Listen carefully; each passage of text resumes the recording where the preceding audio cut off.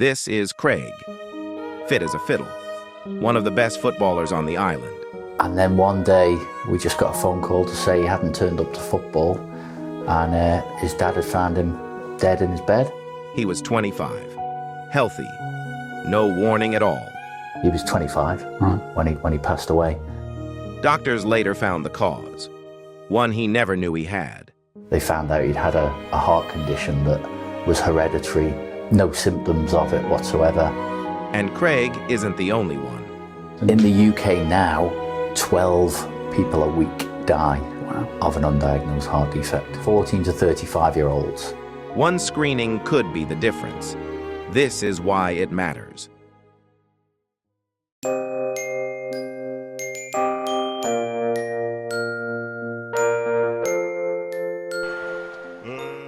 Hello humans, welcome to the M-Word podcast brought to you by Martin. Today I'm joined by Paul, John. Hello. Better known as Healey and Coppell, I'll go with. Yeah. Thanks for joining us. So Craig Heartstrong. Yeah. So I suppose an outsider, you know the story of Craig, but I think, again, I'm sure you test a lot of young people who may not know Craig or wouldn't know Craig or the backstory. So I think it's probably good a place to start anyway of the backstory to the charity. Yeah, of course. Craig was our mate through football, and we became best friends, me and Craig, over the years. Fit as a fiddle, great lads, brilliant footballer, probably one of the best on the island. And then one day we just got a phone call to say he hadn't turned up to football, and his dad had found him dead in his bed, which at the time we were a bit like, nah, can't be true. We just kind of all got back to where I think I was playing, well, I was injured at the time, but we were playing Corinthians against Ronaldsway, the team that doesn't exist anymore. And we got word there, and we all rushed back to Douglas just to see what had gone on. And yeah, confirmation was there. And the days that kind of followed that we just didn't really know what to think, what had happened. He was fit and healthy. He wasn't drinking because he was playing for St. George's at the time. And then as the weeks went on and tests happened, they found out he'd had a heart condition that was hereditary, no symptoms of it whatsoever. And again, as the weeks went on after that, we then started getting sent newspaper clippings from the UK and things like that, where it was quite common. All these young people were dying around the UK. What age was he? He was 25 when he passed away. And the reason why we kind of wanted to start the charity, it was Craig's dad and brother, and then Paula came on afterwards, because Craig's death really affected Paula in the early days massively. But then when we got the charity up and running, it was to raise awareness of these kind of defects that Craig had. But the support that we had from the Manx community and the footballing community on the Isle of Man as well, because they all knew Craig so well, the money just started piling up, and we were like, what are we actually going to do with this money? So we had to have a real sit down and think, well, like, what are we going to do? And Keith's brother, so Craig's dad's brother, was a doctor, and he said, actually, there's this charity in the UK called Cardiac Risk in the Young, that go around doing heart screenings for young people. So we got in touch with them, and this was in 2007. So Craig died in 2005. By 2007, we'd got this connection with Cardiac Risk in the Young, and every year after that, we started doing these heart screenings to try and capture what wasn't captured with Craig. What kind of statistics do they look like for heart defects? In the UK now, 12 people a week die of an undiagnosed heart defect, and they're usually within that age range.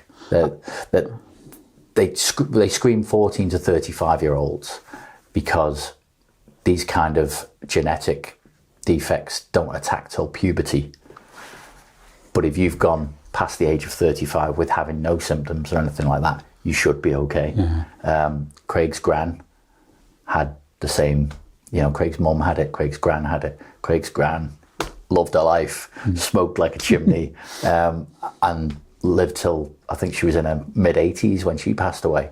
So it just depends on the body itself. And is the defect a specific thing, or is it a range of things, there's of different? Yeah, there's a whole different range of defects that they're looking for. Craig's was called long QT, and I don't know the actual specifics of that one, but we found a few people on the island with that. When he first passed away, they said, "Oh, it's 1 in a million," and we found, I think, four or five on the island since we've been doing the heart. There ain't a million people here. yeah. So it's as time's gone on, it's become more apparent to us just how many defects there are underlying that you can only pick up by getting a screening. And let's be honest, when me and John were hanging around with Craig at that age, we didn't have social media, we didn't have Facebook. So if we'd have opened the Courier and seen free heart screening up at the thing, we'd have just flicked past the page. But now, young people seem to have such a thing around fitness now, and it's become a real big part of life, which is great. But also that fitness, if you've got one of these underlying defects, pushing yourself, which is what Craig did when he moved to St. George's. The training levels from Corinthians to St. George's just went. He had a diet plan and things like that because they were the best. But he used to do. Remember, we did the parish one year, and he pitched up on the start line with a rucksack full of bricks. Oh, okay. Yeah. And walked out to Russian with a rucksack full of bricks. Oh, just harder, right? Yeah. So, and it's just then let's say his defect or other defects. It doesn't need to necessarily be sports induced, I assume. No, because I guess as an observer, when I first hear about it, and then sometimes rattles through my head, you think about you're not targeting sports people. I suppose that's a message to get out there. If you're just in that age bracket, get your ass down there. Well, our tagline on our charity logo is working at the heart of the Manx community. But when we first set up, it said sport. Okay. Yeah, it did. Yeah. And as the years went on, we were like, actually, it's not sportsmen that we're looking for. It. Well, we are, but it could be anyone. It could be anyone that doesn't even go out and walk and run. That they're going to be a little bit more unhealthy, but they could still have this underlying defect. And there must be a ripple effect then, because then you get an 18-year-old in, they might have a little issue, and they might be hereditary. So then it'll filter out to their family, as you mentioned earlier about the grandmother. So I guess there's that ripple effect as well, isn't there? Yeah, so when Craig passed away, I think they tested 50 odd members of the family right throughout.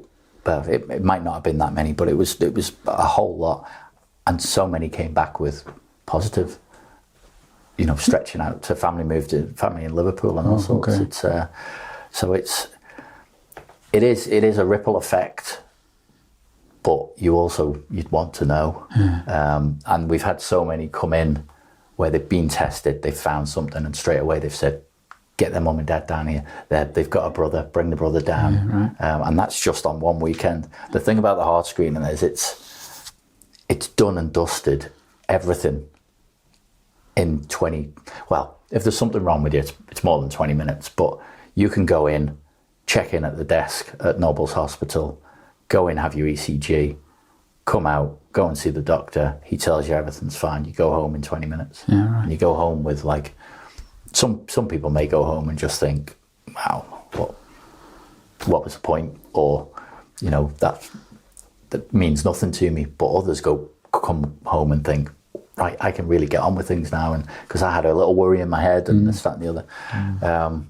I don't know whether I've ever told you this, Cops, but I got scanned actually right on the 35. I remember coming down, and they found a heart problem that I had. Right, I don't know if you knew that. No. Yeah, so I got scanned. I used to get these heart palpitations, usually under duress, so it'd be pressure at work, pressure in training, or stress in training, and then I get high 220 heart rate, and I got referred to the hospital and I got diagnosed, and luckily it doesn't, well, maybe it does affect my biking, that's why I'm so slow, but it doesn't. I could still enjoy sport, etc. But knowing what it was, because I used to get them and it just knocked the wind out of me for hours.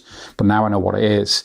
It's just gave me that, if nothing else, peace of mind. Yeah, and that's what we'd always like to get across to people is, you may come in and you may get bad news, but that bad news is better than however many years down the line your heart just switching off like a tap, like Craig's did. And that's exactly what happened to Craig. He didn't know he was putting himself through vigorous training sessions and things like that. And again, no one's fault. He just wanted to be the best.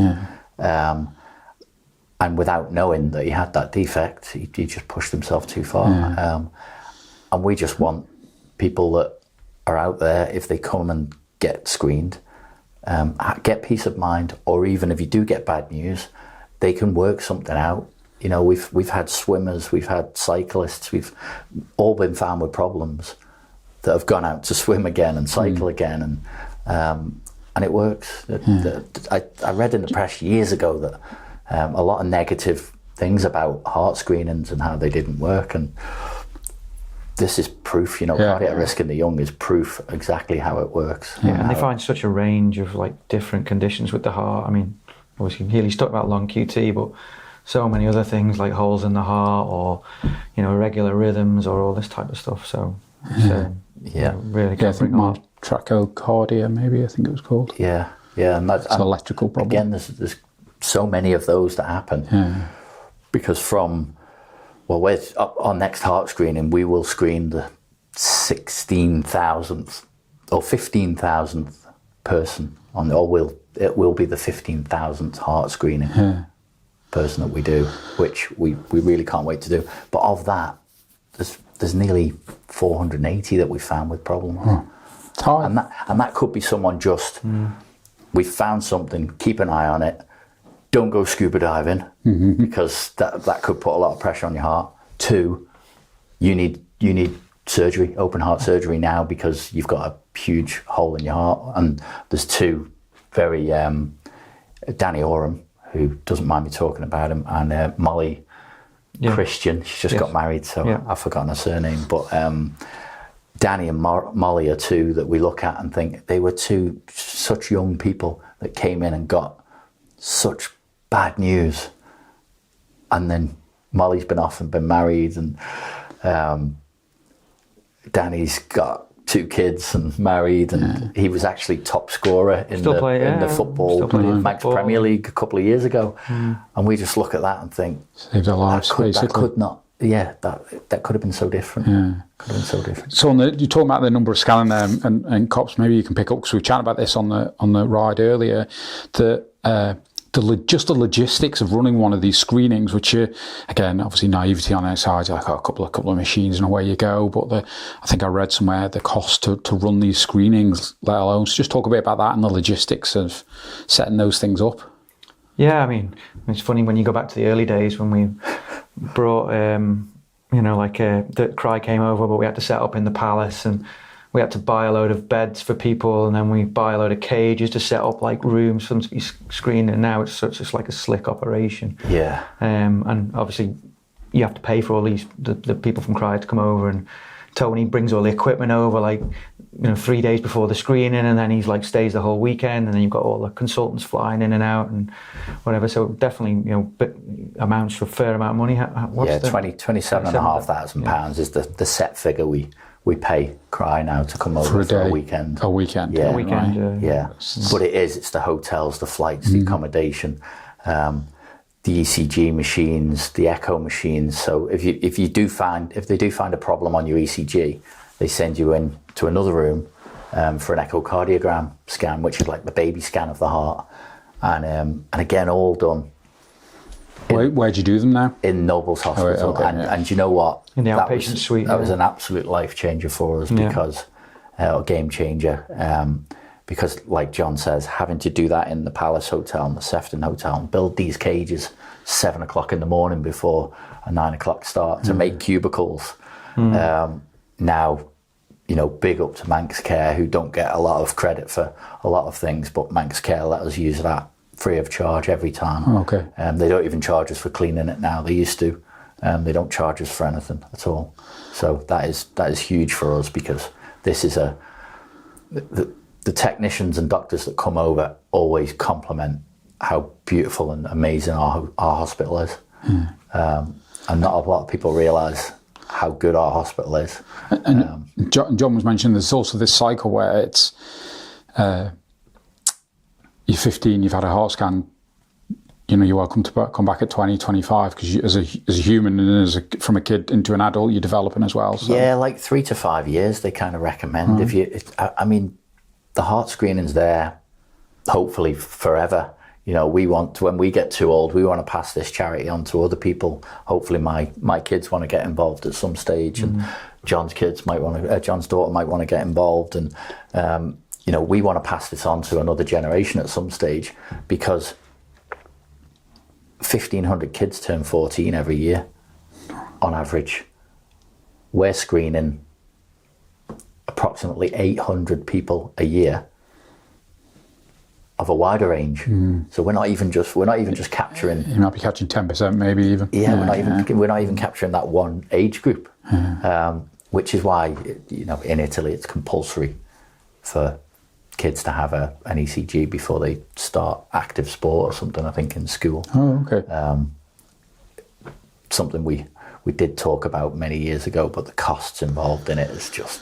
Yeah, and budgets. It's something that, the government would have to look at rather than a charity, but we'll just do what we can, and doing 400 every heart screening. And typically you're doing 2 a year. We're doing 2 a year, so we did 402 in the last heart screening, which is our new record, because we have 400 booked in. We have a load of people on the reserve list. A lot of people don't turn up. The reserve list come in, and usually numbers are down, but this year we were up. Yeah, okay. It was the first generally time. evens itself out. You generally have enough on the waiting list that if X amount don't turn up, then you can still just give them a call and say pop in whenever you want. Yeah, right. And so generally we don't lose that many spaces overall. No, we're always around the 375 mark. Anything above that, we're happy with. I was shocked when I saw, you think about obviously charities, and it's obviously a space, certainly post-COVID as well, a space that's got harder to raise money in. I don't know whether you found that. Yeah, definitely. But to then cost 27, well, you're basically looking at 60 grand a year to run the 2 screenings. Yeah. So I know you run a lot of events, don't you? Black tie events, yeah, we have a lot of events and things, but the screening that we've got coming up in September, Tivere Group have got a foundation called the Keith Jones Foundation, and they have just donated the full £27,500 to us to basically say, there's your next heart screening, crack on and do whatever. That's good. So now we can concentrate on defibrillators for a little while. Yeah, so let's talk about them, because obviously people see them now in the what's the word? Telephone boxes. Yeah, we've just passed one on the way. Did you put one out at the end of the down here? Yeah, it's up the top here, isn't it? Yeah. And obviously the football club, I think it's 600 on the Isle of Man now. Yeah, about 611 we've donated around. That's the ones we've donated. Yeah. That's just ours, and there are people putting their own out there as well, and there's other places. That's a lot, isn't it? In a good way, and obviously in a positive way. It's probably I don't know if there's any stats on it, but per capita we can't be far off. I think we must be the best coverage in the world. So what? I wouldn't call it a pivot in regard to the charity, but obviously it's a slight change. Was that had not cash around, but it was like, let's expand out, let's see what was the thinking. Exactly that, cash around. I think one of the most common questions we always got asked before we did the defibrillators was like, you do 40 to 35. Some people tried to get a heart screening at like 40 or whatever, and they were like, it made the charity from a 14 to 35-year-old charity to like, we can help everyone. And so it was definitely the best thing that like Healey and that come up with, I think. It was Fabrice Muamba when he collapsed on the pitch for Bolton against Spurs, wasn't it, at the time? Yes, yeah. And they got a defibrillator and they saved his life. And Christian Eriksen more recently. But he's straight just again, after that, hasn't he, in the last few weeks, I think. Yeah. But he had a pacemaker or some kind of the machine or whatever. It shocked his heart back into rhythm. When he collapsed, it came back in. Yeah, which again, like we're putting defibs on walls, and other people are having them fitted to their chest, and the machines are they are lifesavers. And that's why we try and express to people that come and say, can we have one? And we give them one. They've got to look after them. 611 out there at the moment, and we've got another 5 launches to do very soon around the island. What do those things cost, the defibs? About 1,500 quid for the defib itself. But if you're putting it in a box on the wall outside, it's about £2,000 for the whole thing. And did you work with the post office for the old, because obviously you see them a lot in the post, the older, not post, sorry, phone boxes? Manx Telecom helped us out with a couple early doors, and it kind of fell away. There's a lot of planning involved and things, and the delays were huge with some of the phone boxes, but we've got them in some of the communities that have said, we'll take over that phone box because we want to put a defib in. It's been a lot easier that way. There's still some... there's one in Ramsey that we've got our eye on that we're working on at the moment. But anywhere you go to the Clips Reservoir, and it's our only freestanding defib. Okay. Because Manx Utilities have got a unit there, and they went, we'll put power on.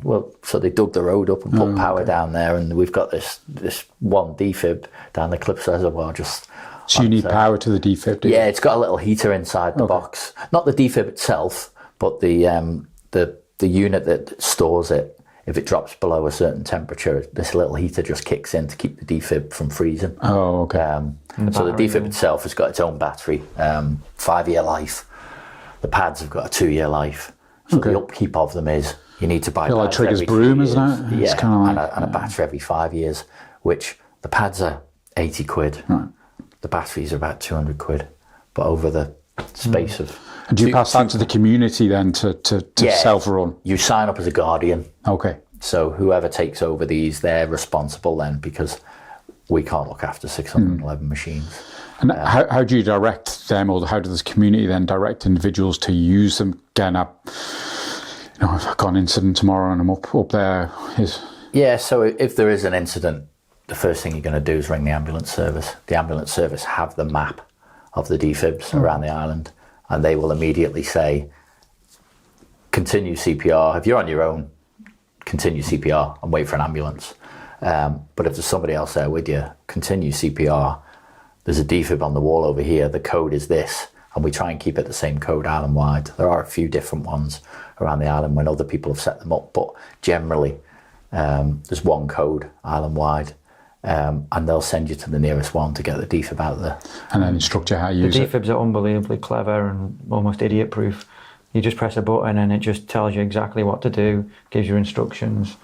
I mean, I've done, like, when I was involved in kids football, we'd done defib courses, and we've sent people on St. John's ambulance courses, but really you don't actually need it. It's that they're that simple to use. Yeah, nice, very clever, calm voice talking to you. And you just put the pads on, and it'll sense if someone's got a heartbeat or not got a heartbeat, and it'll tell you like whether to stand away or. So it's very clever. Like. Another important thing to say is it will not shock if your heart is not defibrillating. Okay. Yeah. So when we put them in the schools, we had to do a presentation to all the heads of every school to kind of confirm to them that the kids wouldn't be chasing each other around the school. Remember the paddles on casualty. And unfortunately, we live in a world where obviously everything's risk managed. So it's like, you stick that out, someone pissed walking home on a Saturday night and gets out, let's have a go at this. Yeah, we could put one on you now and press the shock button and nothing would happen because your heart is not defibrillating. So the machines are so high tech. And do you get much? I mean, too much damage, or do people tend to leave them alone? Because I assume the code's just to get off the wall. Touch wood, no. So open the box generally, but touch wood, no.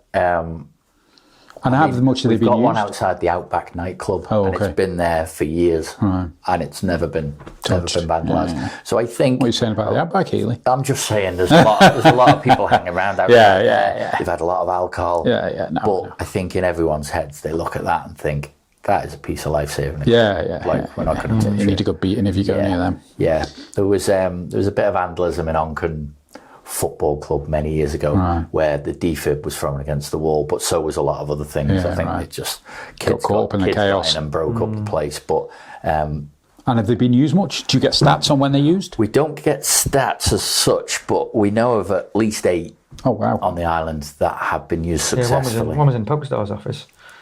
In where? In Pokestar's office, years ago. Chris Corlett probably won't mind us saying. No, I went out for lunch and come back, and everyone's running around the office saying, "We've just used the defib on Chris Corlett," and he's going back in the room type thing, and the ambulance people were with him. Wow, life saving. Literally, we got that about probably, it wasn't a couple of months before in the office, and then Scott Goodall, who was the guy that administered it, he through Douglas Rugby Club, he done a St John's ambulance course like 2 weeks before that taught me how to use a defib.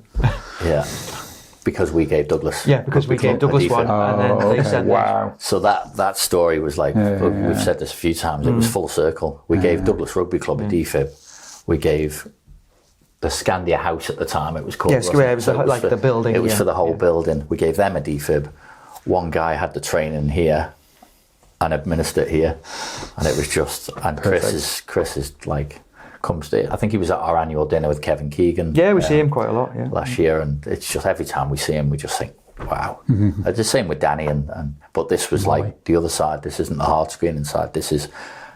Actually, this guy's life was physically saved. He was clinically dead, and now he's. Just a few. One on Douglas Golf Course, and some guy ran back in a buggy and picked it up and went out to like the third hole and shocked the guy back to life. Right. I think Mike Verpong, is it? Mike Vipong? Yeah, jumped in the buggy and went and got it off the wall. And they administered CPR on a guy called Fergie, who's sadly passed away now, but not related to that. No. And he was playing in Douglas Rugby Club. He was a member Douglas Golf Club. Golf Club. He was a member of Ramsey Golf Club, and his team members carried out CPR on him. And amazing. And some of those team members support Craig's Heartstrong now because of that. They've seen it firsthand how it can work. So I suppose, and it's again something I hadn't really considered. Obviously, you're talking about sports clubs, etc. But you obviously mentioned firms here. So again, firms that are looking for help. Maybe they want to just buy their own for their business, but perhaps come through yourselves. I assume they'll reach out and. Would that be the way to go? We have a lot of companies come to us and say, we want to do this. What's the best way to do it? Yep. We have a lot of people come to us and say, we want one, but we can't afford one. And we'll look at every situation. The majority of the defibs that we put out there are through fundraising that we've got, and we donate them to them and say, as long as you take over as guardian. We do have a lot of communities that raise money, then donate it to us and say, we want to put a defib here. So it's a donation from them and it's a donation from us, but it's been raised by them. And then we just, we're always appealing for anyone to say, if you think there should be one in your area, then let's come up with a place. If it's a housing estate, we can't really stick it on the side of somebody's house. But if there's a shop nearby or something, we're always looking. And we've started putting them on a few pubs lately because Heron and Brealey have given us kind of free range to go out and say, right, well, that pub is in a great location. If it's one of yours, can we stick it on there? And we've done the one in Castletown, the George in Castletown. We put one on the side of there recently because we've wanted Castletown Square for so long. But there was nowhere to put. It's a conservation area. We were really struggling. Oh, okay. But we've got one up there now. And that's it. We kind of appeal to anyone to come to us and give us a suggestion, because if we can keep getting funding for our heart screenings and the money keeps coming in aside from that, then we'll carry on the defib campaign as much as we can. We're predominantly there for heart screening. Yep. So if we do ever start falling short of cash, then the defibs will stop. But the defibs and heart screening, like John said before, it's like a second mechanism for us, isn't it? If you're not captured by the heart screenings, then we want to put these everywhere, so that if you do have a fault and you've gone past the age of screening, they can be there. I mean, even German visitors getting off a cruise ship. Yeah, that was one a couple of years ago. Collapsed in the steam packet car park. Okay. And there's one on the wall. So again, anywhere you think we can put one, come to us and suggest it, and we'll see what we can do. And obviously an important part of the foundation as well is fundraising. So just talk about that as both chairman on the committee. There's obviously a lot of work that goes on there as well in setting up those events. And I know you've seem to have quite a good relationship with some footballers, etc., to get people here, but again, they're massive events running those jobs. We've done it for many years now. So Craig loved his bank. He worked at Standard Bank and he loved his summer ball. He loved putting a tux on. So when we first decided to do the annual dinner, it was always going to be a tuxedo do, just for Craig's memory. And we've had so many ex-football stars. It was always going to be football as well. But as the years go on, and the wages of the footballers have spiraled out of control, not many of the ones that have just started retiring now we can afford, because the fees are just ridiculous. But some of the ones that we have had, I mean, Kevin Keegan last year, he was brilliant, was so good. We've had Jamie Carragher, Duncan Ferguson, Jack Charlton in the early days. Lee Watson did that one for us. Incredible. Predominantly Liverpool, because we've got a lot of contacts there. We've had a few Everton, a few Man United. To be fair, a lot of the obviously Phil Thompson's worth a mention, but a lot of the people or the players that have come over, like, stay in contact with Healey, and if Healey needs to try and get another speaker or whatever, he's got so many contacts now. Not like agents or whatever. It's just like checks the players, and they're always trying to help us out. They're really good for the charity. Phil's kind of an unofficial ambassador for Craig's Heartstrong, because he arranges so much for us with these dinners and things. He's put us in contact with so many people. Kevin Keegan was one of them. And to have that. And is that your main fundraising event during the year? Yeah. We do. We go to events with the defib cabinet and the buckets and things like that, and give out information leaflets and talk about the charity and talk about what we do. But the main fundraiser is the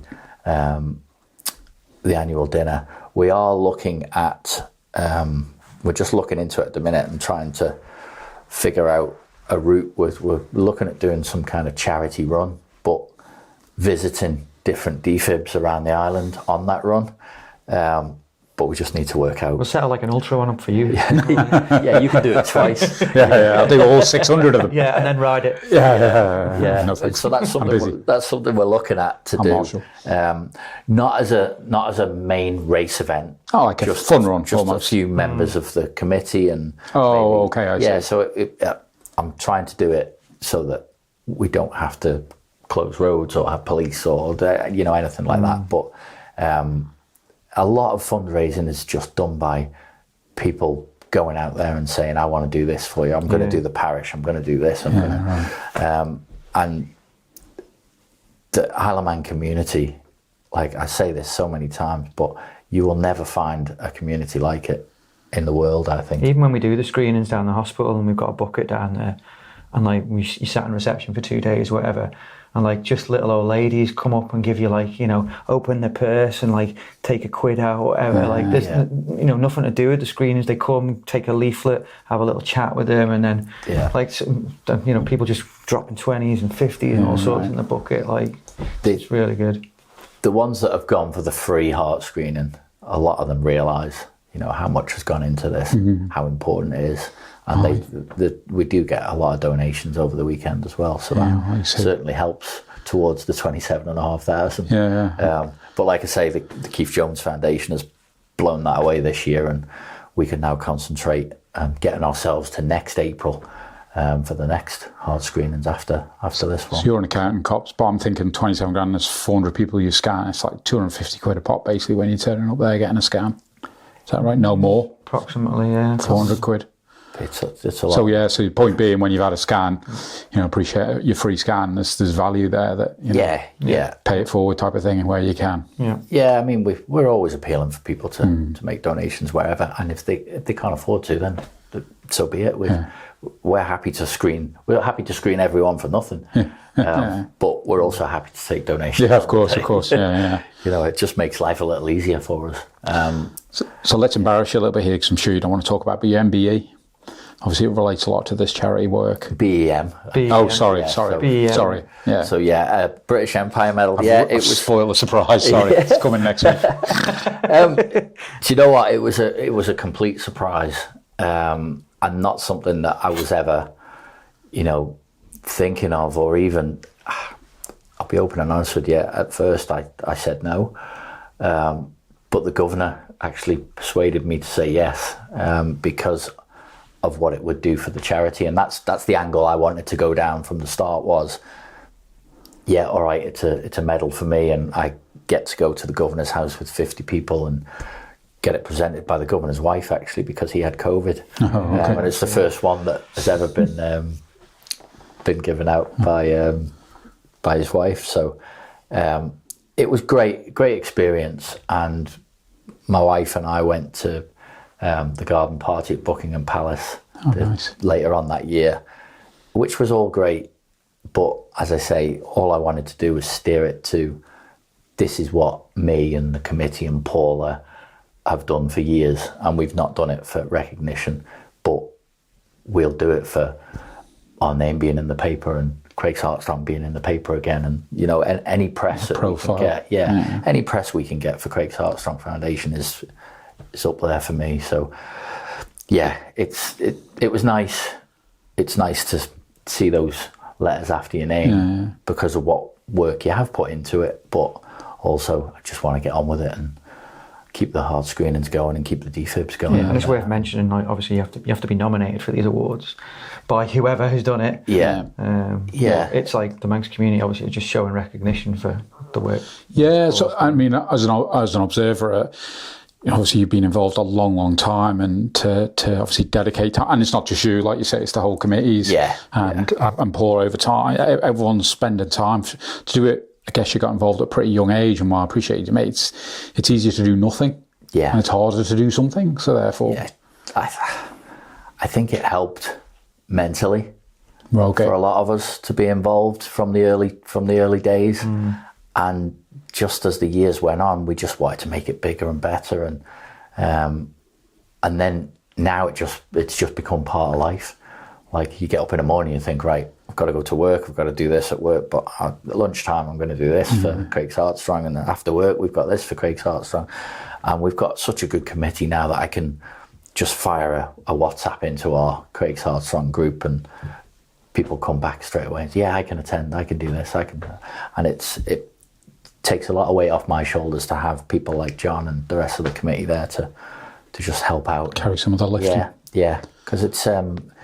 for a lot of years, it was just me and Paula out there doing a lot. And, the work that Paula did in memory of her son can never be forgotten. The work that Keith did to set the charity up with his son, Dean, Craig's brother, can never be forgotten.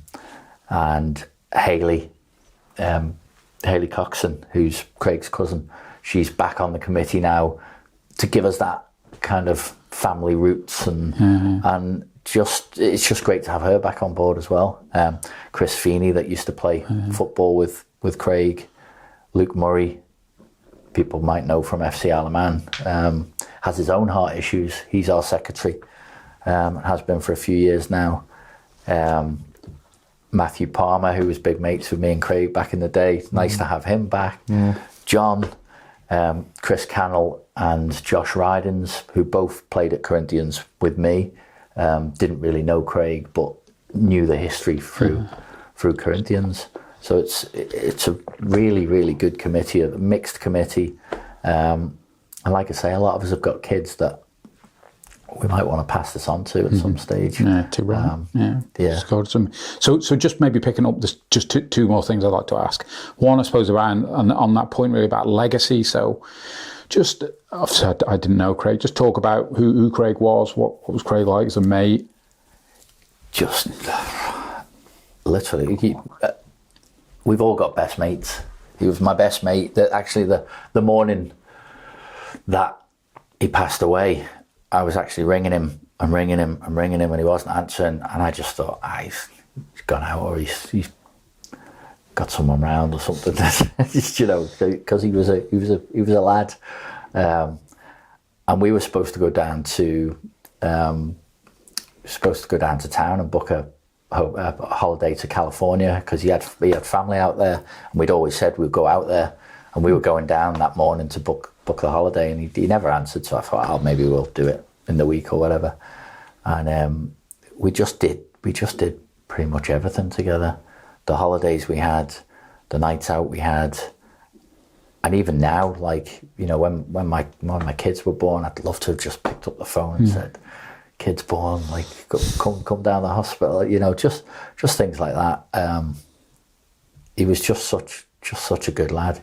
He was funny, cheeky, amazing at anything he did. Oh. Yeah, really frustrating. You know, he'd pick a tennis racket up and just start smashing everyone. Just wasn't he? Yeah, he was just unbelievable football as well. Like obviously Geordie signed him in the end, but he was like Corinthians for most of his footballing life, let's call it. And and that was he was just the star player basically. He was just, you know, that's why he got interest from Geordies and subsequently the Ireland or whatever. But because that showed, didn't it, when he moved to Geordies, it was such a big decision. Yeah, because all his mates were there, and he was upset, but he was also excited. And he'd gone into that season, I think he'd scored 22 goals in 23 games before he passed away. And he was just, I mean, anyone that played with him or against him will say the same. He was just awesome. He was just rapid. Yeah. Like so fast. But even off the football pitch, he was just so nice. Real family man as well, you know.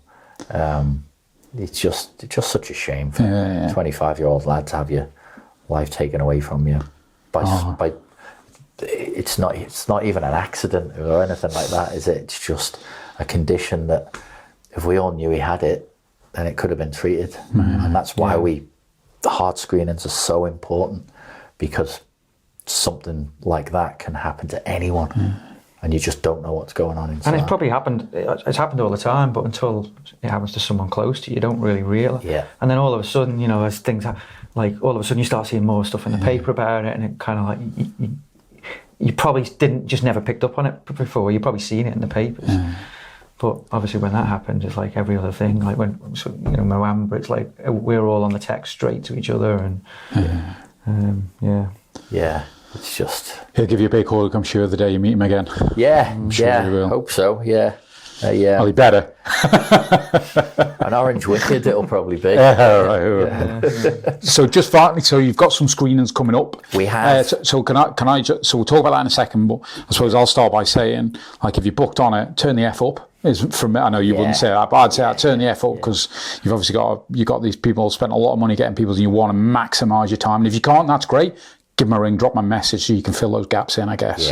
But how do people sign up? How do people get? So the next screenings are the 26th and 27th of September. So end of September, next screenings. But they go live to book online on, I think it's Wednesday. Is it the 14th of July? 14th of July. What are we on now? It might be Tuesday. Tuesday, sorry.